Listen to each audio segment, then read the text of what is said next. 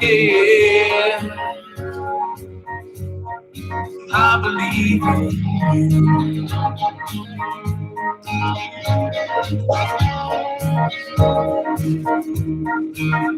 I don't believe in lucky sevens. I'm not sure about Loch Ness, but I know I believe in angels. I believe in happiness. That's right. Justin Peters, thank you so much for that wonderful intro. And I believe in happiness as well. It is a great evening. I have a fantastic guest connected with me. I'm almost finished with her book, which is fairly unusual, but I had a wonderful moment in time to where I can read Unlocking Your Ability to Heal by Tiffani Patlan. It is an amazing book. It is a true story, and you will not believe what you hear. So please stay connected for the interview that is coming your way. First up, I have a sponsor of the evening, Red Bar. Red Bar right there. They have great flavors, let me tell you. So they granted me a wonderful interview and told me all about the product. This is really whole food, even though it is in a package. It really is whole food. They needed something that was sustainable and easy to be able to put into a pocket, but it gave you full nutrition. And it does. Each bar has about 200 calories in them for the whole bar, not half the bar, like a lot of the other power-like energy bars. Like, I'm not trying to say any brand names because I wouldn't want to say bad things about any other brand, but this is really, really great. And let me tell you why, because it's gluten-free, soy-free, dairy, GMO-free. It has 10 grams of protein, 2 to 5 grams of sugar. Now that depends on the flavors. As you can see on your screen, they have peanut butter, they have a salted caramel. This one's mint chocolate. Next to me, I have the chocolate. It tastes just like a moist, fresh baked brownie. It's so good. They also have an oatmeal flavor, which is really yummy if you like that raisin oatmeal cookie. It has pre-probiotics, so it's tummy good. And if you go to redbar.com, you can get 15% off of your purchase today. You can get them at Publix. I was super excited to be in my local Publix and see the shelves stocked of Red Bar product. Man, that is so great when you don't have to pay shipping on something, right? And on Amazon, but you can go to reddbar.com, find out more about the brand, find out more about the creation, because they really have put a whole lot of love and energy into developing these bars. So make sure that you get some Red Bar for yourself, for your loved ones. I've actually stuffed the stockings with them before, and they were a huge hit. All right, everybody, we have some birthdays. Now, as we all know, I am pushing for everybody to email the studio. Please do email us at ecooperstudios@gmail.com. That is ecooperstudios@gmail.com. And you can share your birthday shout out, sobriety birthday shout out, a military service member shout out, whatever you can think of that is happy and positive that you would like to say to a loved one or friend. Please send it to us because we want to be a part of the celebration to help you get the celebration out there and share with so many more people. All right, we have happy birthday, Mr. Rod Hardy. He is celebrating or has celebrated a wonderful birthday just yesterday. Happy birthday, Rod. And happy birthday to Sean J. Guzman. He also celebrated a birthday yesterday. It's the birthday, and I hope that all your dreams come true. I wish you the grandest of all days, and I pray that the sun will shine on you. May you smile every second and remember always, I wish you the happiest of birthdays. The happiest of birthdays. That's right. The happiest of birthdays, gentlemen. Thank you so much for allowing us to share in your special day. Now, I have a news story for you, and this is just a little taste of the news because I really want everybody to tune in to the Saturday PM news that we do every Saturday after 12 noon, all depending on how many guests we have. It either comes on at 12:30 or 1:30 p.m., and it's always advertised. So you always know when it will be on. All right, so in the news, I just got rid of my picture. Oh no. I'm going to tell you this story anyway, which I do have to find the picture. Hold on. Let me find it and let's chat about a few things, but while I look for it. So, who likes interesting haircuts, right? I have a story all about interesting haircuts. I can't wait. Here he is. I found him. Wonderful. Okay, so there was a competition, and it was a mullet competition. And I'm going to share my screen so that you can take a look at him. Oh my goodness. He is such a cutie. Let me tell you. Here he comes to the broadcast. This is 11-year-old Alan Baltz. There he is. Look at how cute he is. Okay, so here's the story. 11-year-old wins mullet competition to help foster foundations. Alan Baltz is 11 years old, of course, and he and his twin sister Alice were in foster care in Jonesboro, Arkansas, and they were adopted in 2015. A friend told Alan about the USA Mullet Championship. Alan learned that there was a $2,500 prize. He got super excited and he instantly said, "Oh, I can do it. And I can give the money to kids in foster care." That's right. He thought of giving back to the kids in the foster care system, which he felt are his peers. With great patience and hair growth, Alan won the kids division. He decided to share the prize between two Arkansas nonprofits, Together We Foster and Project Zero. And he says, "When I was in foster care, I knew how it felt, and I'm pretty sure they feel the same way. So I just really am hoping that they get a family." Congratulations, Alan. Really good job there. And what a great story in our news stream. That's what I like to promote on Saturdays. And that's what I wanted to share with all of you. We always do good news, happy news. So make sure that you tune in. All right, let's move right along to our featured guest of the evening. Miss Tiffani Patlan is a compelling author of the book Unlocking Your Ability to Heal.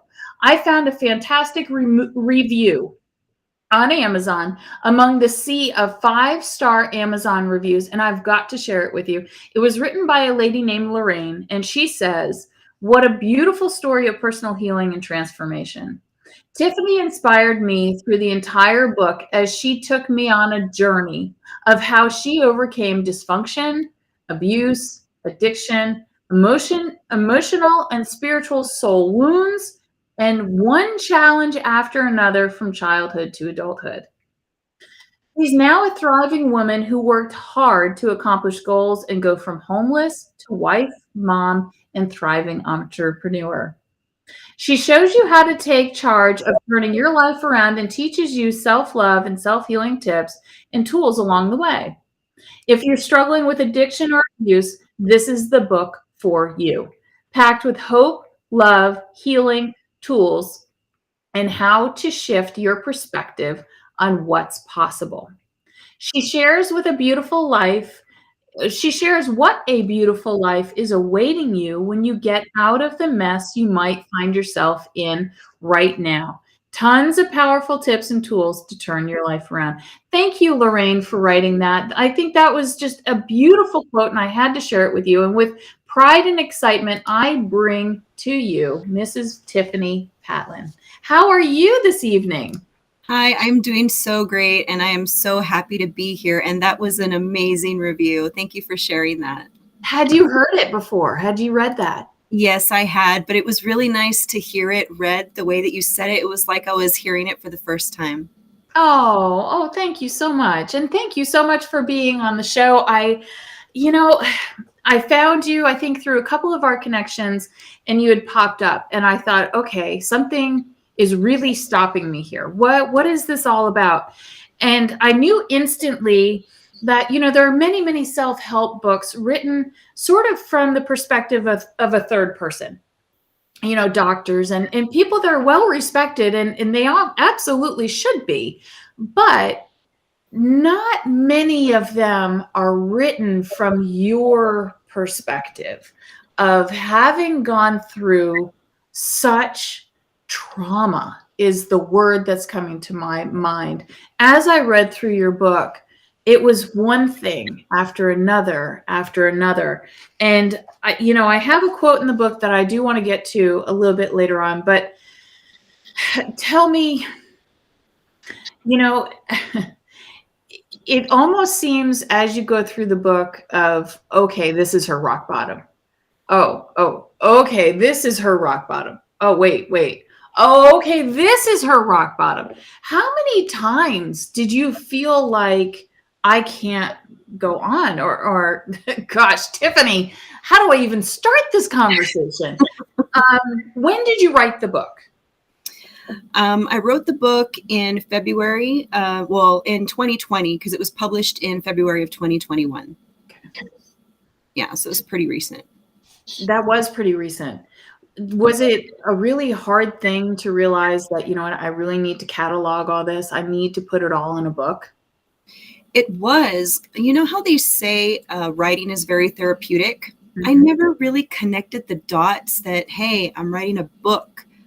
Some things are going to come out, because this is a teaching memoir and it shares my entire life story of overcoming a life of abuse. And I thought that I remembered a lot of the stuff, but I basically had to create a timeline of my life. And in doing so, a lot of things came out that I didn't really realize. Like, the first time that I started self-mutilating, carving in my arm, I hate mom, it kind of, I didn't even realize I was 11 when it happened. I thought I was a little older.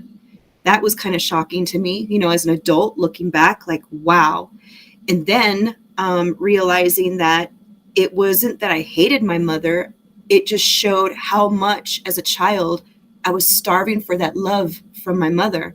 And these are things that I never realized before. I knew that we never got along, but I never realized a lot of things like that throughout my story.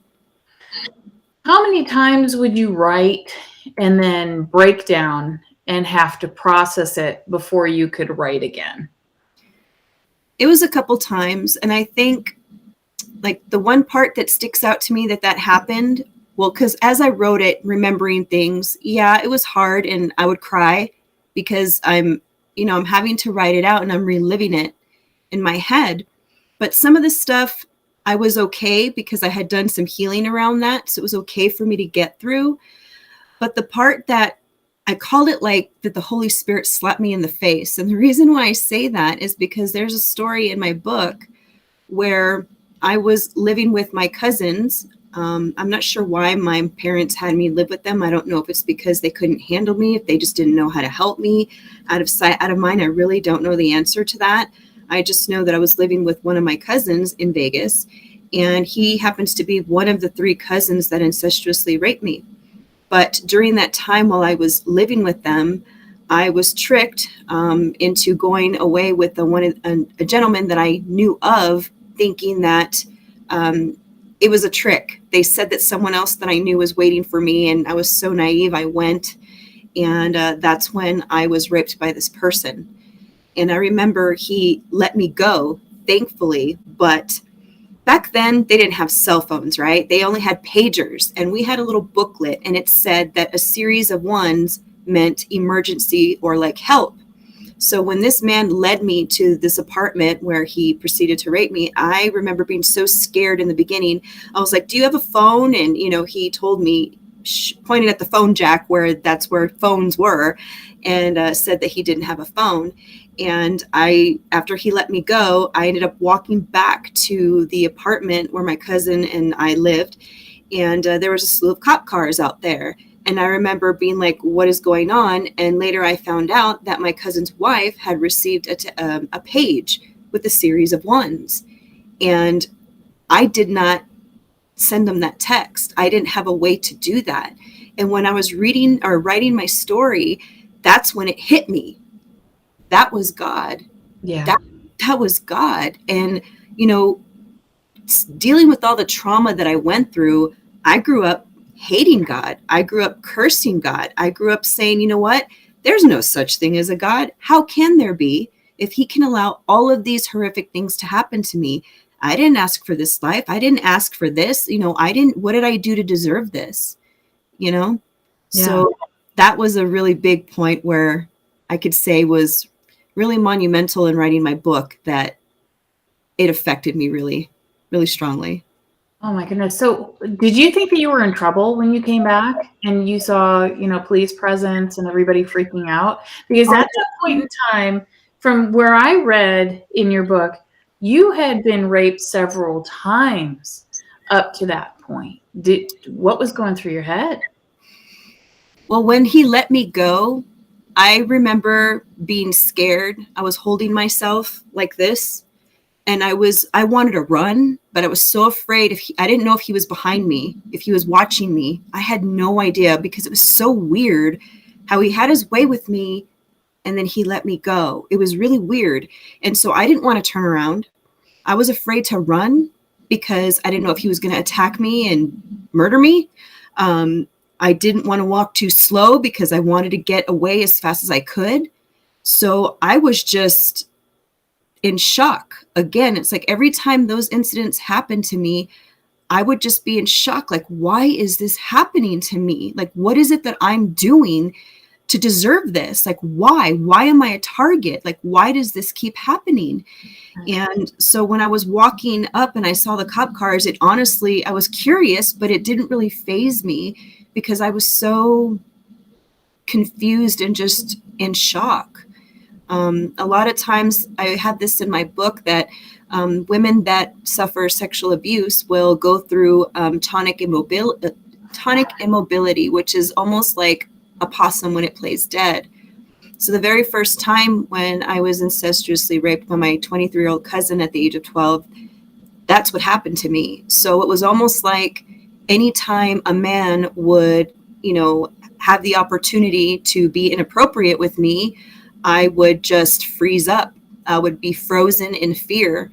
And it made it easier for them to abuse me because I was too scared to fight back. I just couldn't. There would be times when I would be screaming in my head and I wanted it to stop and I just wanted to fight back and I just couldn't because I was just completely paralyzed. Wow. Oh my goodness. My heart breaks every time I read more and more about your story and hearing it from you. Unfortunately at that moment, from what I was reading, that was not the end. Like, that was not a turning point to the end of the torture that you were going through in your life, when the man that you sort of knew of, but you really didn't know, and he, gets you in his car. And, of course, things are streaming through your head, I can imagine, where it's like you said, you don't know if you should run. You don't know if you have the ability. It looks like we're frozen for just a minute. Oh, we're back. You don't know if you have the ability to fight back. And especially a man, and you're a younger girl, you're a teen at that time, right? Yep. And I was little, I wasn't like a big girl. So I was small, I was tiny, petite. So a man could have easily overpowered me, if I tried to fight back. It was scary. And this man, I had been in that apartment before and I recognized him. They had dealt with drugs and guns, and I knew better. I knew to not speak unless spoken to. I knew not to stare at things. I knew, there were just these things that I picked up that I knew how to behave so I wouldn't be a target, so I wouldn't be looked at, in that way. Yet apparently they always had their eyes on me for the wrong reasons. And so at that point in time, well, actually, let's go back. When were you exposed to drugs? How old were you? I was around 13, 14 years old when I was exposed to drugs. My parents used to kick me out a lot, and I had nowhere to go, but I had a boyfriend at the time from when I was going to school in 8th grade, and I would go around the neighborhood hanging out with him. And there would be sometimes when my parents would kick me out, I hadn't showered, I didn't have clean clothes, so I would skip the bus. I had nowhere to go. So I would just hang around the neighborhood and wait. And I would find myself, there, like in particular, I remember this one man, he would babysit a little girl. The wife went to work, and he allowed me to hang out in his house. And I was thankful for that because I was off the streets. But he also did meth. He did speed. He would snort it. And so he would share it with me, and I would just do it. And I think a lot of the reasons why I did things like that, I never questioned it, is because of how I was raised. I was raised to not question my parents. You know, they're the adults, they're the authority figure. You show respect and don't you dare question me. You know, I wasn't allowed to ask questions. You do what you're told. And I, you know, as a young girl, these men were older than me, and I'm like, they're just doing things, and who am I to say no, I don't want that. You know, it was so confusing for me.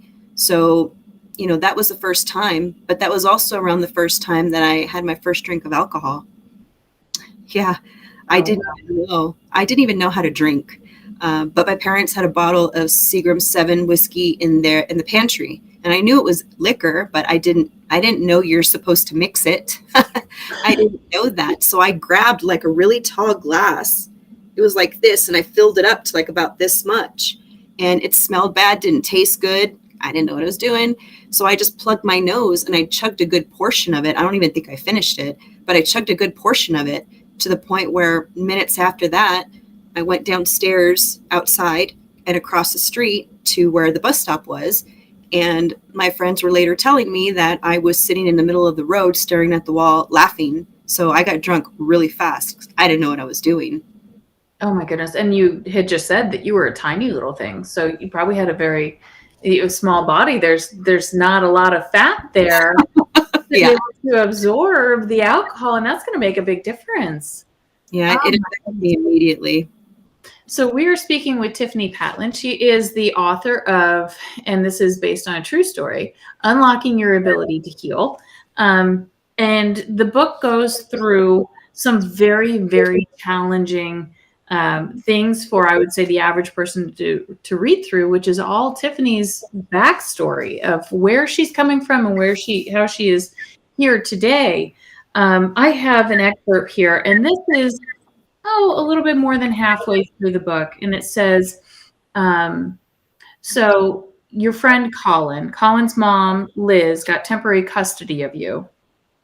And it says here, you're thinking to yourself, you're feeling, and it says, I felt so lost and alone that one dark evening I screamed ragefully out into the night for somebody just to take me out of my misery.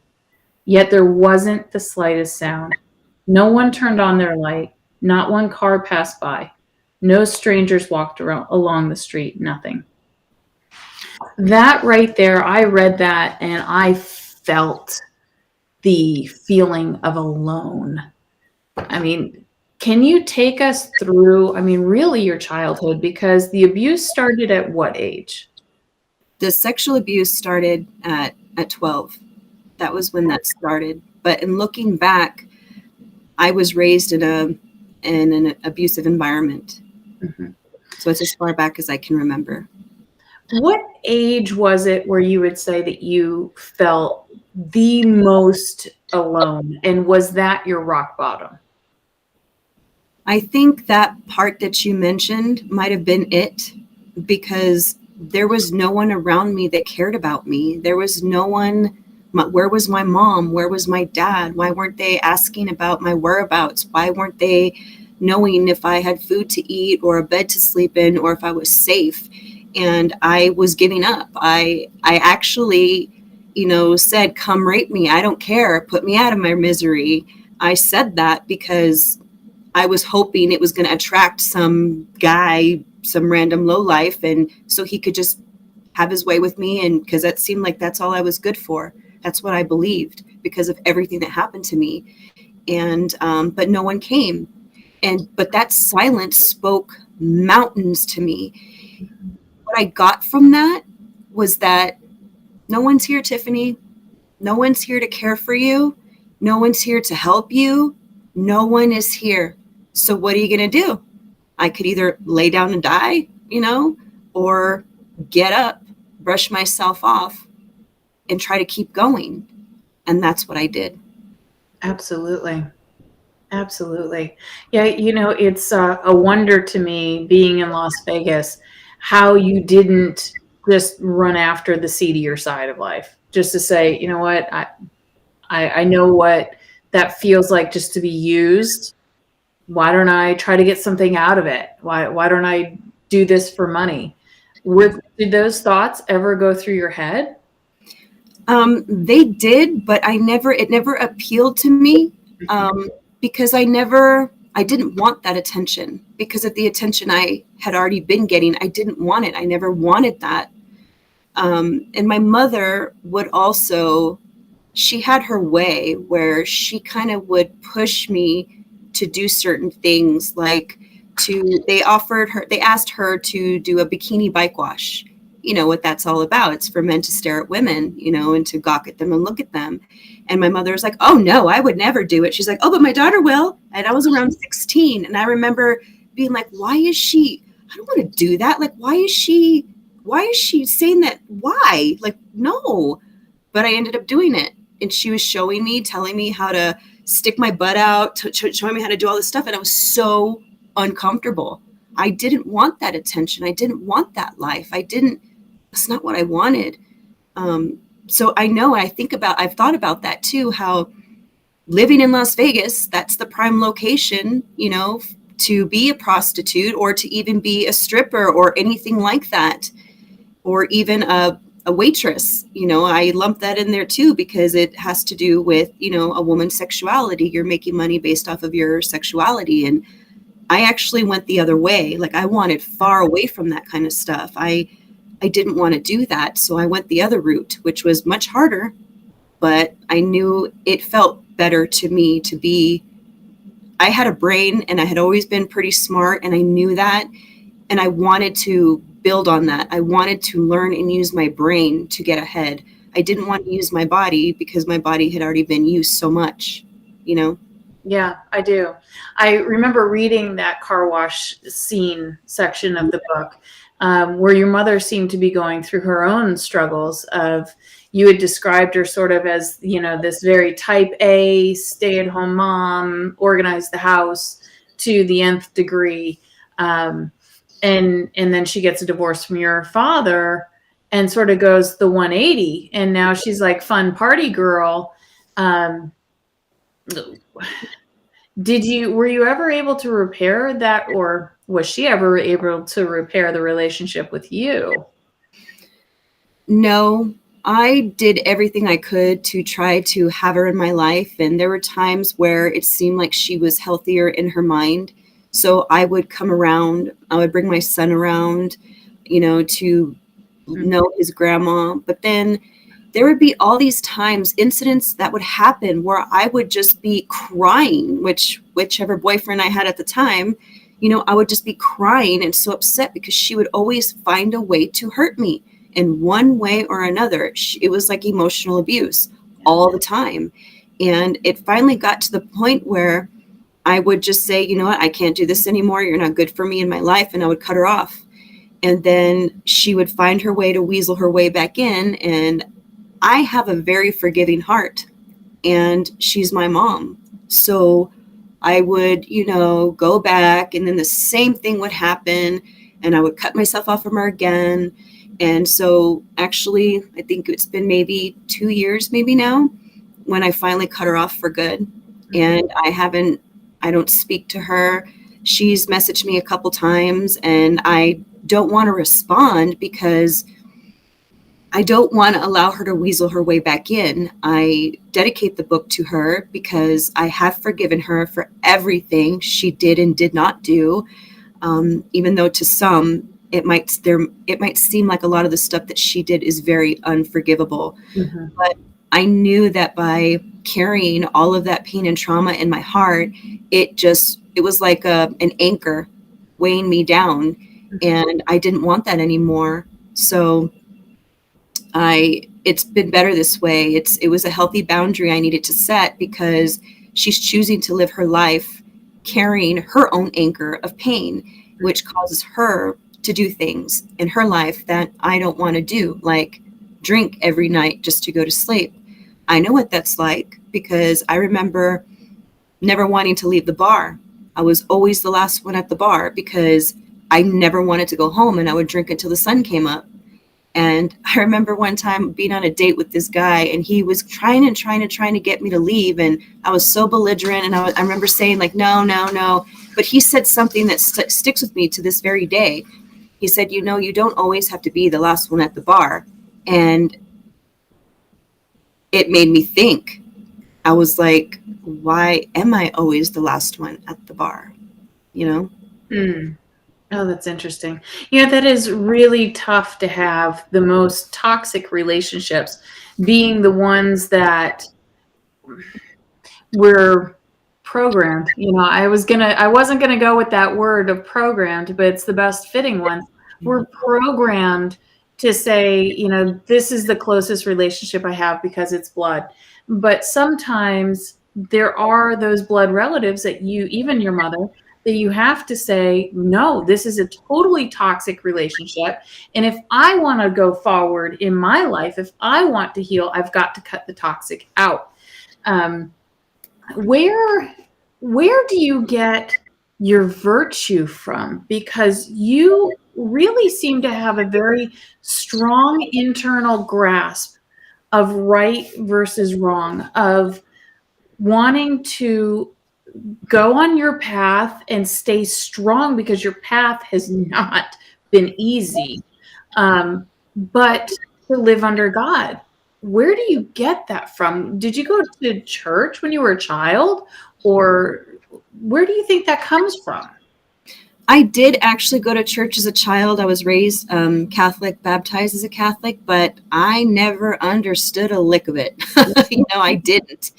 I knew that there was a God. I learned about Jesus and that he was crucified on the cross, but it never extended any more than that. I would memorize prayers because that's what I was told to do, but I never understood any of it.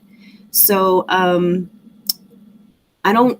wouldn't say it came from that, but I will say that this past last year in August, I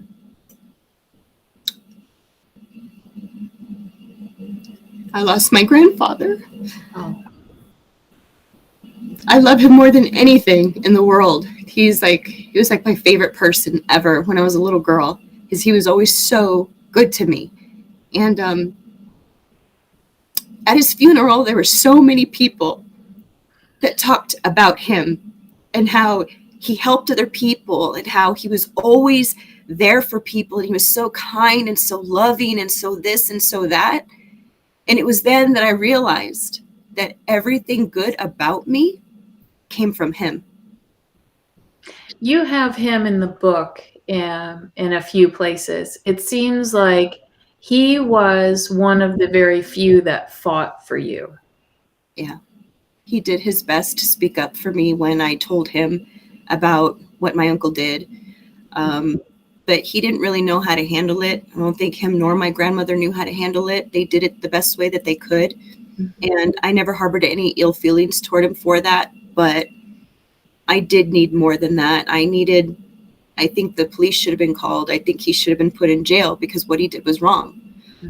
Perhaps maybe then I would have told them what my cousin did, which was on my mother's side of the family. Perhaps I would have been able to speak up then.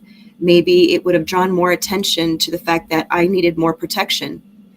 But that didn't happen.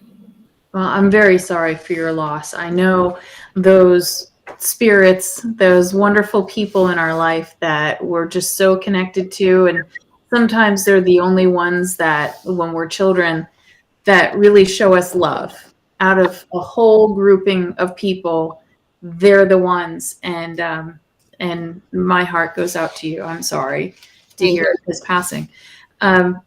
Now, your book helps tremendously with people that are, like the title says, unlocking your ability to heal. And what I find to be so profound in your book is that at the end of each chapter, you have an exercise. Can you tell us, where did you get the thought to put an exercise at the end of each chapter? Because the book wasn't really about me. I wrote the book for the world. I wrote the book with the ambition to heal the world, because I have gone through so much healing in my life to, rise above all this ugly stuff that I endured. And I know there's a lot of other people out there that have experienced, similar events, sometimes even more tragic than mine, and they fall through the cracks. And I just want to use my book as a beacon of light shining from the tallest mountain for the world to see that you have the power to heal. So after I share part of my story, I made it a point to weave in, scientific research, information to help educate people about a lot of things that I was oblivious to. And then not only that, I wanted to help people heal themselves. So I wanted to share a lot of the tools that I used, because I'm so grateful for my healing. I just feel obligated to share it with the world. So I wanted to include the exercises that I used that worked for me. And that's also why I have the self-care section in the back, which is comprised of 3 different key areas to focus daily on your mental, physical, which comes in 2 parts, nutrition as well as fitness, and your spirituality, because that is what I realized I needed to do. It brought my human body into alignment. And that's when the natural side effect from that is healing your entire body, because what you eat affects you mentally. Whatever affects you mentally affects you physically. Same thing with your spirituality. In fact, 85% of the world have low self-esteem, and that comes from your spirituality. And I know that a lot of people, think of committing suicide. Like, I've been there. And when you have a strong spiritual connection, you wouldn't want to do something like that, even though you've experienced things. So it's like everything is intertwined. You can't just focus in one area and ignore the others, because then you'll notice that there's still some things that are just not making sense. Like with me, I noticed after, I would focus daily on my mental, physical, and spiritual health every day. And I experienced the healing. I felt like Rocky, on the tall mountain, on top of the stairs, cheering, feeling so good and accomplished. But then there was days where I don't know, I woke up late, what have you, and I wouldn't do my daily routine. And that's when I noticed that the day was off. It was just off. So I was like, okay, I need to make sure this is a lifestyle. I need to change my entire life, every bit of my life, to make sure that I'm taking care of myself mentally, physically, and spiritually, because that's where the healing begins. That's how you unlock your ability to heal. And it was just so important for me to share pretty much everything I learned with everyone else so they too can heal. So now the only chapter I haven't read is the last chapter. And I did that somewhat on purpose. The last chapter, before you get into really technically the last couple of chapters, which is mind, body, and soul, is a beautiful transformation. Take me through what is in a beautiful transformation. That's where I share how I started putting myself through school, which was hard, but I did it. I went and got my associates for computer-aided drafting and design because I was really intrigued by that. I ended up getting pregnant, and I had promised myself that, if I ever got pregnant again, that I would be the best mother in the world that I could be. And so that's what I did. And even though I had a child, I still attended school. I would bring my son with me because sometimes I didn't have a sitter. I would prepare him, get him ready, fed, happy, and I would bring him in his little carrier, and I would go to school hoping nobody was going to say anything to me, and nobody ever did. So thankfully, I was able to get my bachelor's as well. And I also met my husband there while I was getting my bachelor's degree. We were friends, and he's now my husband. And we now have 2 children, 2 more children after that. So we are now a beautiful family. I got married. I think I mentioned that. And, now we're just growing as a beautiful family. And that's the beautiful transformation that came from that old, ugly life that I had endured. And it's like, I never thought that this would be possible for me. I never thought that I could have a happy life. I never thought that I could be happy. I thought it was out of my reach. I thought I was cursed for life. I thought the worst, and I think a lot of people out there think the same way, that they're just not worthy. They're not deserving of a beautiful life. And those are what I call lies. Those are just lies of our circumstances. They're not the truth of who we are. I say, there's that saying that the past does not define you. In reality, I feel like it does, because it did define me, because I didn't realize that was not the truth of who I was. So that's where I had a choice. I had a choice to change my life, or just keep going down that drunken stupor. And I just was always striving for better. And that's why I was able to experience this beautiful transformation. And I just want everybody out there to know, it doesn't matter what you've gone through in life. You don't have to allow it to define you. It's a choice. It's just a personal choice. And it's not easy to look at the past and, feel those feelings, to honor your emotions. But what I found is that it's necessary to honor your emotions, because if you don't, they become suppressed within you. And we think out of sight, out of mind. But in reality, they're being, buried within your subconscious mind, and they're still alive. They dwell there. And that's where our identity is comprised from, and how we think and speak and feel and react to everyday situations. So it's so important for us to purge that pain and to get rid of it. Otherwise, it'll be like an anchor, and it'll just weigh you down. And those thoughts, all those lies of your circumstances, are swimming in your head, and you are not in control. In fact, those emotions are controlling you. And when I learned all this, and I started experiencing all of the purging, and how I felt lighter and brighter, and I was hooked, and ever since, and we're never done healing. I'm still on my healing journey. I still have, things that come up, and I'm grateful when things come up, because it's just another opportunity for me to shed that and to just keep evolving into the best version of myself. And I always say that the best gift I could ever give to my children is healing myself, because they do not deserve to, be affected by my symptoms of mental illness, because I'm still carrying all of this suppressed trauma. And ever since I healed, I don't have that anxiety anymore, that anxiety disorder, because if I did, I wouldn't even be able to come and share like this. I recently had a TV appearance, and I wouldn't have been able to do something like that. If you were to have said, back then, that, you're going to be on podcasts, and I'll be like, yeah, right. Because I was so skittish. I was so scared. Oh, no way. But here I am. And I do it to kind of inspire people to say, you know what? I had anxiety disorder. I had depression. I had bad PTSD nightmares. I suffer from OCD. My husband can attest to that. But all those symptoms subside or are no longer existent. I don't have those PTSD nightmares anymore. I don't wake up fighting and screaming against all those people that hurt me. I don't suffer from that anxiety disorder anymore. I don't feel depressed. I'm the happiest I've ever been. And as I continue on my healing journey and this amazing transformation, I'm just going to keep elevating myself. Now, that doesn't mean that, we're not going to experience future events, that can affect us, like my grandfather. But I learned to honor my emotions. I didn't hold it back. I allowed myself to cry. I allowed myself to feel those feelings, and I released them. I didn't hold them in. I released them.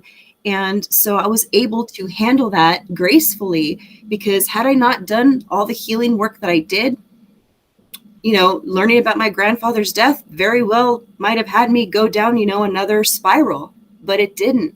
So there's so much power in healing, and we all have it. We all have this ability. I just feel like, just like me, many of us were just never taught how to tap into it.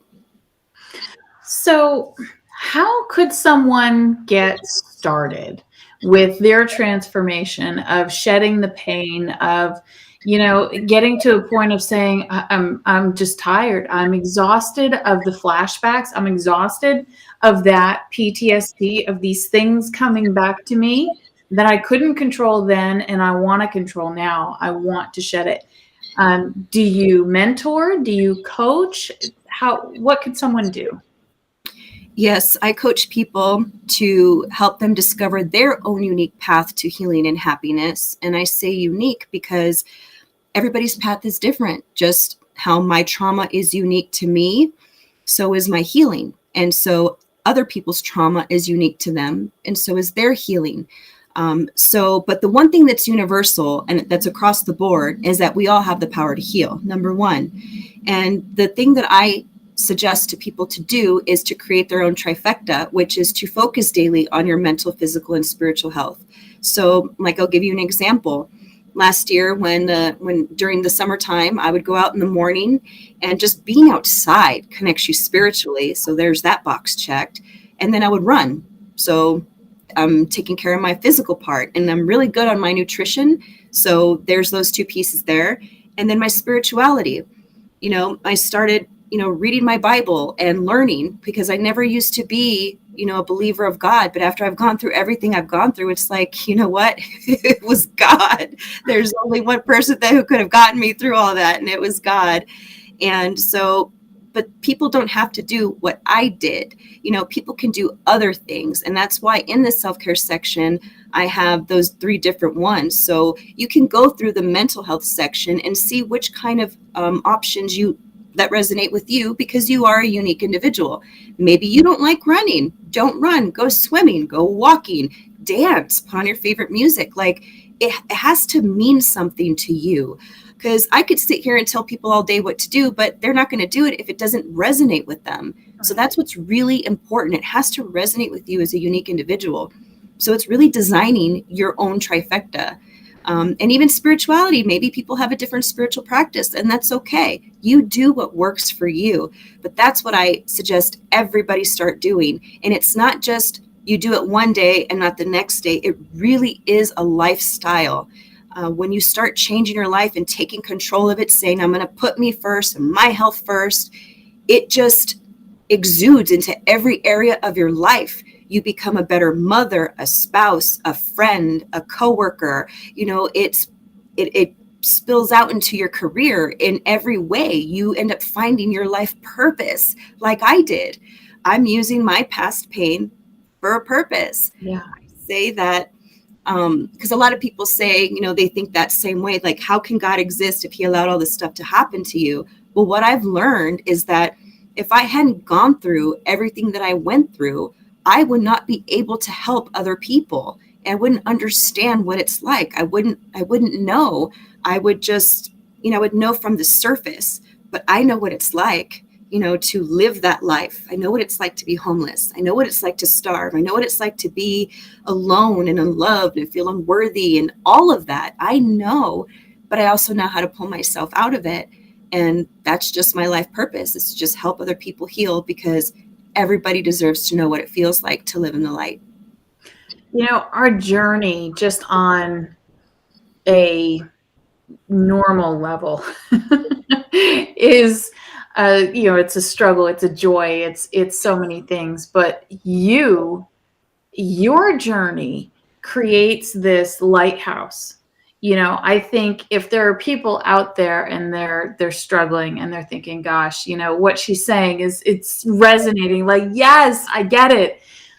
Man, you are an absolute lighthouse. And I love what your book gives and brings to people, and how open you are, and it just transparent, just 100% authentic throughout the entire book to share your story. Now, you do have a website, and I'd like to talk about the website, because that's where people can connect with the lighthouse. That's where people can connect with you through what you do on the website. So I have it. I'm going to share it right here. Tell us a little bit about your website and what we can do and what we can find. Well, on there, as soon as you go on there, it'll show a pop-up. So it's very easy for you to schedule a free complimentary session with me for your first visit, because I really want to make it accessible for those people that they just need help now, and they just need to speak to somebody now. And I've come across that a lot on social media, people saying that they just need help and, they can't get an appointment with a therapist and this and that. And so I'm doing my best to make myself available to people. And then I go on to just share about what happens a little bit in more detail about what I've already been sharing, what happens when we hold on to trauma and what can happen when you release it. And then I share my book about the self-care section so people can create their own trifecta, because I really believe everybody needs the book in hand. And that's why I wrote it. I wrote it for the world. It's a very, very helpful resource for teens, troubled teens, anybody that suffers from, substance abuse, sexual abuse, any type of trauma in their life. There I'm talking about the mind, body, soul connection, how you want to take care of yourself mentally, physically, and spiritually. And then I know a lot of people think like, there's no way this can be true. So I make sure I address that for you. And then I talk about, your unique path, because it's really your own unique pathway that I help you create and design for those that need that coaching.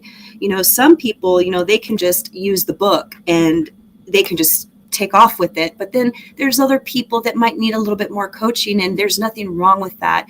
That's helpful, and that's what I'm here to do. I'm really here to help people, no matter what it is that they're going through, questions, answering anything. And then I just talk about the different things that you can experience with healing. You can relieve, your symptoms of mental illness. If you identify the root cause of your trauma and you do the healing work and you start shedding and purging that pain, it will free you, just like that picture shows of that woman. Free yourself. And then at the end, I just talk about how ultimately the choice is yours. By not making a choice to heal, you are still making a choice. You are making a choice to remain stagnant in that place of pain. And you do not have to do that. You can choose to heal. You can choose to take control of your life and create the life you've always wanted and build your happiness, because you deserve it. You're a very well thought out person. You really were, as you were telling us about, what you do and how you help and how it works. It's so wonderfully fully thought out. Have you always been very constructive with the way that you think and the way that you communicate, or have you had to learn that? I think I had to learn the communication because it's not something that I grew up with. I'm not even sure how I picked up on the communication piece. I know I did do a lot of research because, being in relationships, why isn't it working? Is it me, researching why this, why that? And so I just learned a lot. I like to say that I researched, I learned, I applied, and I healed. And I've always had a love for learning, and I've always been an intelligent girl. And throughout my life, I was made to feel small. Like, because of the life that I lived, I was treated like I was not smart. And I'm like, I know now that was just another lie of my circumstances. It's not the truth of who I am. If there's something that I don't know about, I can learn about it. And that's what I do. And I just apply things and I figure things out, that this works, this doesn't work. And I just love learning. We should all love learning because it just helps us evolve and grow. So, and I'm still learning. I don't think that we ever stop learning. And if we do, I don't ever want anyone that's older. We've seen some people, I think the oldest person who just passed away was like 131 or something like that. Now, I can't say that I aspire to live until I'm 130. I really don't. But I believe even until their last days, you're still learning something new every day, which is the amazing thing about this life. You have a podcast called Tiffani Talks. Can you tell us about what we would find on your podcast? Where does it air? How do we catch it? Yes, it's I stream it live on Facebook on my Tiffani Talks podcast page. I also upload the video to YouTube, and it's on the major podcast distribution channels. And it's all about holistic health, healing, and helping others. And I have 4 different segments. One of them is where I'll choose a special topic that's important to me. I've touched on anxiety, depression, PTSD, where I share what I've gone through, my experiences, the tips I've used. I share a lot of research because I really want to help educate people about things that they might not have known before and show them a different way, because I know medication is typically the go-to, but I was able to do this without it. So I want to encourage people that there's more than one way. Because medications I know might help some people, but they also come with a lot of side effects. So it's kind of adding more to what you're already dealing with. So if you can possibly, just take a chance with healing this way, you have nothing to lose. There's no negative side effects. It's really just, healing. Healing is the side effect. And so I talk a lot about that. I am a part of a beautiful author community. So I love to share their stories because, like me, they have powerful stories, teaching memoirs that are just very inspirational. So I want to give them a platform because my story is not the only one out there. I want to highlight other people that I feel deserve to be highlighted. So I do that as well. I also bring on different various health experts, there's an array of types of health experts. I've even interviewed a voice coach before. Whoever knew that we needed to care about the health of our voice, so I'd bring people on like that. And then my final segment is sharing people who help others, whether it's somebody that has a GoFundMe for their daughter who's disabled and they need help. I want that platform. I want to help them to give them that so they can spread their reach and get the help they need. Or maybe there's somebody that helps, they're a mindset coach or even a business career coach. They're in the business of helping others. So I really want to give those people a platform too. So there's a little bit of everything in there when it comes to holistic health, healing, and helping others.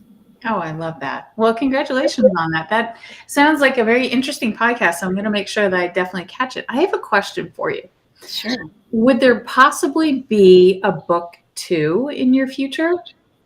Yes, I feel God has put it on my heart to write another book, and it's basically going to continue. It'll be a continuation of my life because so much has happened since I've written my book, and I just want to continue to share that with the world, to continue to inspire the world that my journey hasn't ended and it's actually continuing to thrive. I'm continuing to elevate myself and do things.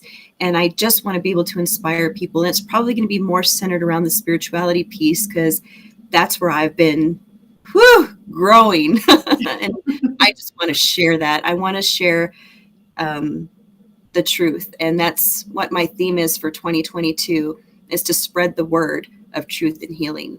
Mm-hmm. Oh, it's beautiful. I have to ask, your first book, Unlocking Your Ability to Heal, which is what we've been talking about. It has some very, very heavy situations, real situations that you've gone through in your past. Tell us about the turning point of when you met your husband. You're now a mommy of 3 children. Is that right? Mm-hmm. So what is it like for you to be a mom and to experience all these things? And I'm inferencing here, but I would assume at some point in your life, you thought, I'm not even going to think about that because it's not going to happen for me. The turning point.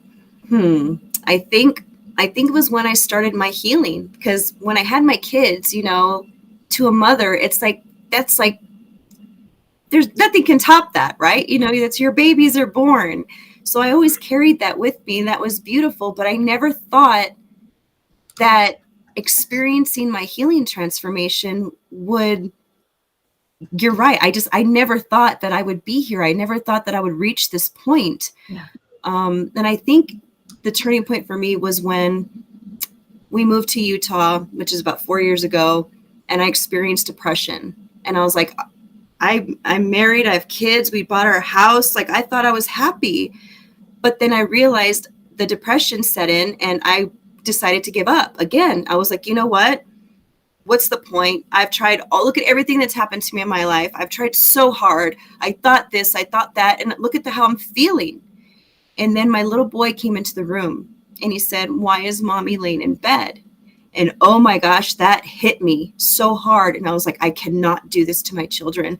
I just can't do this. I need to give them a better mother. They deserve to have the best version of me. And that's when I went on that massive quest, researching. And those 3 words spoke to me: mind, body, and soul. And I said, okay, every day I'm going to start focusing on my mental health, my physical health, and my spiritual health. And that's when I noticed something. I noticed a change, and I was like, so this is the answer? Like, this is it? And mentally, I did a release ritual to release a lot of the pain that came from my mother. And the way I describe it is that it felt like the next day, it felt like somebody had done surgery in my heart space. I felt lighter. And I remember saying, whoever thought that trauma was so heavy? But I never would have known that had I not actually released it. And it was the most incredible feeling ever. And after that, I was hooked. And the next thing you know, I'm meeting my book coach. I'm writing a book. Then I'm experiencing even more breakthrough. And I'm like, oh my gosh, I need to share this with the world. And it just keeps going from there. And it hasn't stopped. You know, that's why I'm coming on to podcasts as much as I can to just share with the world that they have the power to heal. I had my first TV appearance just this past 2 Mondays ago on ABC4 Utah. That was huge, something I never would have seen myself do. And it hasn't ended there. I know, or actually the other thing I'm working on is my TED Talk. I was accepted into a thought leader program, and I'm in the middle of crafting my story so I can start with the application process so I can share my TED Talk story on that stage. And that's my next goal, is to just spread the word. I'm going to keep going. I'm just going to keep on going because I feel that I am living in my purpose, and it's to share, inspire, educate, and help heal the world. Wow. Oh my goodness. Oh my goodness. I just, it gives me chills to talk about your story and to hear what you've come from and where you are now. And then having the keys to being able to shed the pain, to be able to let go of it, to forgive yourself, to love yourself. I mean, all these things, they sound simple, don't they? But they're not. It's not. It's challenging, but it's not impossible. Right. It's not impossible. There was a situation going on. I was speaking to my mother the other day, and I just made a comment. I said, well, so-and-so, a woman we know, she's coming into that 35, 40 years old. I said, that's when women really, all of a sudden, for some reason, we kind of get it. Like the light bulb goes off and says, oh, I'm just supposed to forgive myself. I'm just supposed to love myself. Okay. And then it's like everything starts to shut off, and we find this powerhouse. And I kind of wish, for me at least, it wasn't 40. Like, couldn't I have found that at 22? A whole lot of mistakes. Yeah, for me, I'll be 40 this year. So I was a little late too. It was 37 when I started, 38, started really realizing this. And then that's why I say, you know what? The best gift I could give to my children is everything I'm learning right now, because I want them to not learn that in their 40s and go through a life of turmoil. I'm teaching them everything I learned. And my son, he's 14, and I look at him and I'm like, wow, I was your age when I was out on the street and homeless. And it's pretty trippy to see, but I'm proud of him. He's a good boy. I homeschool my children. He is so respectful. He's so helpful. I'm so proud of him. I'm blessed. And I'm so grateful for my boys. And yeah. I'm very grateful for this conversation. I'm so thankful that, Tiffani, you've done what they've said, and it's almost become cliche, but you've broken the cycle. Yes.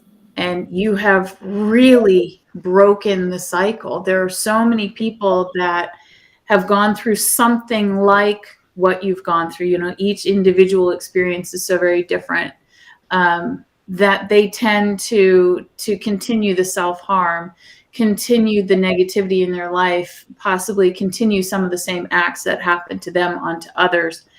And it's so sad to see, but it is such a huge moment, such a moving moment to find someone who has really broken the cycle. And now you're raising, I mean, just wonderful people into this world, which we need so many more. And there are so many out there. And I'm very thankful for you. I appreciate that. It means a lot. It helps empower me to just keep going, you know? So I really appreciate that. Thank you. You're very welcome. Yes, please do keep going. Whenever you have anything that you would like to come back onto the show and tell us about, your second book, an appearance that made you really excited, anything at all, you're a friend of the show, and I really would love you to come back onto the show again, please. Thank you so much, and you bet. I will be back on. Well, thank you, Tiffani. Have a wonderful evening, and thank you so much for your time. This has been an amazing conversation. I mean, boy, oh boy, I read the book, and I'm like, oh my goodness, how in the world did she get herself to even just kind of productive? But, you know, where you are today, I mean, everybody go check out the website. It's TiffaniPatlan.com. That's TiffaniPatlan.com. I'm so sorry. I had a brain fart in the middle of that. And then the podcast is Tiffani Talks. And the book is Unlocking Your Ability to Heal. So thank you so much, everybody, for tuning in. And Tiffani, have a wonderful evening. You too. Thank you. Thank you. All right, everybody. Thank you so much for tuning in and watching, listening, commenting. I really appreciate it. Make sure that you go to YouTube and subscribe. It's the Caffeinated Cooper Show channel. Press the little bell and make sure that you follow, subscribe, and you'll never miss a show live again. You'll be able to comment and interact with our guests each and every time. Everybody, we are blessed. You are blessed. Mwah! I love you. I will see you again very, very soon. Stay tuned for our